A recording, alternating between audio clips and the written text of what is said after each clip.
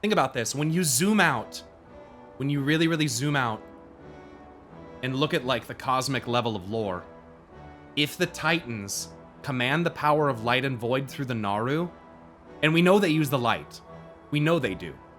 So the Void Naru and even subsequently the Void Lords existing as a product of the Titans meddling is not even crazy to think. Why is that hard for people? Here's why. Because the Titans convinced you that light and void created the universe. Can anyone truly reconcile that in their brain? I think I can maybe make that work, but can anyone, how in the fuck is it are they 2 of 6 cosmic forces but allegedly created the universe? What? That doesn't make sense, not to me anyway.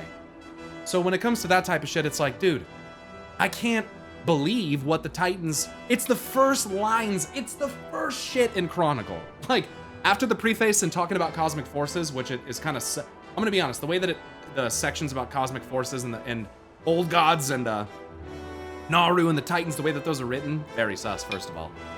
Very sus. Seem very, very biased. Like, there's a section in Chronicle at the start that literally says, the Titans are benevolent by nature. That, like, anytime something says that, you should just immediately be suspect of it. If anything tries to just claim that it's just benevolent, purely benevolent, you should keep your guard up against whatever that thing is. It'd be different if they just didn't say that. You know what I'm saying? How about just don't mention it? But no, they make the point they try to point it out. And for a long time, people believed that. People believed that that was true. People would say, oh, the Titans are the good guys, Pyro. What are you talking about? When you talk about Sargeras in these kinds of ways, you sound like a fool. When you talk about N'Zoth and these, people just don't like it when it comes to the Burning Legion because of the whole genocide thing, okay? Which we can all agree on is not cool. Why would you say something so controversial that's so great? We all agree that's fucked up, okay? If they didn't do that, way more people would be like, hey, the Burning Legion is like maybe agreeable in some regards. But because the perspective is that they've unmercilessly burned uncountable worlds, think about this, chat. Doesn't Algalon say that he's seen worlds bathed in the Maker's flames? Countless worlds bathed in the Maker's flames? Millions of denizens fading without so much as a whimper? Like, what? How come the Titans don't say that in Chronicle outwardly? They don't say that. You know why? It's because Chronicle's written in such a way that the Titans are trying not to incriminate themselves. But when you can see the repeating patterns that expose what the Titans are doing, you can see through the lie. That's why Chronicle's worth reading, so I highly recommend reading it, if you haven't. People always ask me, Pyro, what books should I get? Chronicle. Definitely buy, dude, Chronicle. Don't take what was said on the stage at BlizzCon as, oh, everything in Chronicle's retconned and it's not true. They opened up and admitted to something that I had evidence of before they admitted to it. It can't be just made up for the lulz because I had evidence to prove it. So with that being the case, you shouldn't take that Chronicle's not worth it or that it's a piece of shit or whatever. No!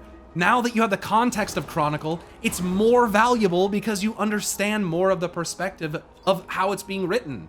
That's the key to why Chronicle's a good piece of literature and why History by Chris Metzen himself is so heavily fucking exaggerated and put in your view at the start of Chronicle. He's expressing it. He says it 4 or 5 times in one set of paragraphs, and every time he says it, it's italicized, and at one point it's even written ... italicized history ... like, come on, man. Come on. And then you look at Hearthstone. I'm going off right now, chat, so I would apologize, but I know you love this shit, so I'm not gonna apologize. You look at this, you find out that Norganon is the Titan Keeper of secrets, celestial magics, and lore, one of the arcane masters, the other of which is Aman'thul. So if any 2 individuals are directly responsible for order, it's these 2 motherfuckers, okay? I know it's Hearthstone, okay? and there are things from Hearthstone that are not canon, okay? Aman'thul has a fucking Hearthstone card called Strike from History. Are you fucking kidding me? Are you fucking kidding me? Like, what? What? What? Look at okay, look at this. Norganon, Progenitor's Power. If the first ones is Argus and Azeroth, and the creators of the cosmos, and the progenitors are the first ones, why does Norganon have their power in this card game? Again, I'm not saying because it is Hearthstone that this shit shouldn't, it's not expressly, they've been, how do I put this? I feel like I want to say at one point I did see evidence that, I want to say it was like a dev comment or something that, I don't know if it's to say that they're inspired by or like, this shit isn't outwardly canon. You know what I mean? Norganon doesn't have purple skin, but the fact that he does in this is an interesting thing because it makes me wonder, does Norganon have some kind of secret tie to someone or something that has purple skin? His eyes are also blue, bright blue. I think I can find a higher resolution image of this. And there's other ones. These are just two. These are just two of them. He almost looks dominated. Or like he would use domination. By the way, Norganon has blue gems on his armor. I don't know if you guys have ever, like, looked at Norganon very hard, but, this motherfucker's allegedly a master of all magics. So, yeah. He's either dominating or being dominated. And the fact that his eyes are white, and the fact that this other one, ANR, her eyes are also white, could mean absolutely nothing. Or it could mean that they're connected somehow. And considering the fact that the Primus has memories of ANR and Norganon and Sargeras, presumably Sargeras, the Dark Titan is what it's called. Could be Argus, though. Could have also been Argus. With the blue and gold motif, very well could have been Argus, and that could make sense for the Primus. Having met Argus in some capacity or something. I don't know, that'd be interesting. But anyway, these two fucks. This guy. So ANR acting a fool, doing shit, might not always be her. I mean, maybe she is bound as well. But I think the fact that she's wearing the crown, she's the first one that arrives on the seat of the Pantheon as well. Don't forget that.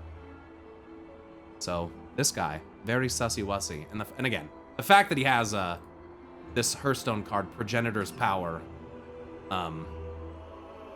that's kind of fucking nuts, in my opinion. And it could mean nothing. Yeah, he's also got a... What else does he have? Oh, this isn't the right card. This is actually... Here it is. Progenitor's Power. We have several theories about this guy. One of them is that he's an alternate split version of Aman'thul, kind of like the Murozond to your Nozdormu. Maybe the product of a glitch in the cycle. Something that shouldn't be. Maybe pure order. Maybe Norganon, we've had this idea before. I think I have a video about it, where Norganon could really be the one pulling the strings. Where this guy's keeper of celestial magics and lore, he knows all the magics, he knows all the lore.